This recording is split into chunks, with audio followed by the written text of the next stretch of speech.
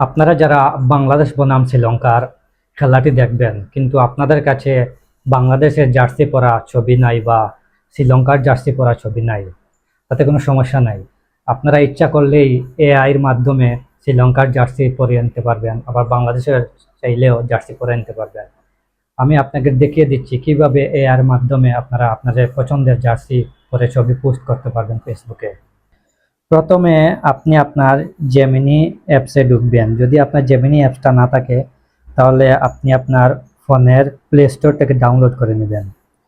Gemini অ্যাপসে ঢোকার পর এখানে ক্রিয়েট ইমেজ আছে, এই ক্রিয়েট ইমেজে ক্লিক করবেন। তারপর এদিকে প্লাস আইকন আছে, প্লাস আইকনে ক্লিক করবেন। তারপর এখানে গ্যালারি আছে, আপনার গ্যালারিতে ঢুকে আপনার পছন্দের ছবি, মনে করেন আমি এই ছবিটা দিয়ে আমি শ্রীলঙ্কার একটা জার্সি পরে নেব।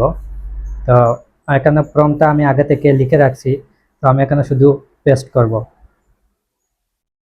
পেস্ট করে এই যে ডান পাশে এখানে এরো বাটনে ক্লিক করবেন, একটু সময় অপেক্ষা করবেন। অপেক্ষা করলে আপনার সেই কাঙ্ক্ষিত ছবি দেখতে পারবেন।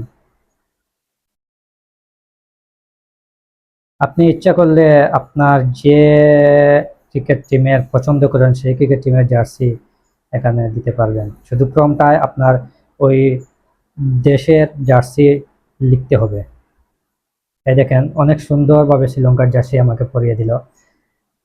এখানে উপরে ডান দিকে এই সেভ অপশনে ক্লিক করলে আপনি এটা সেভ করে নেবেন।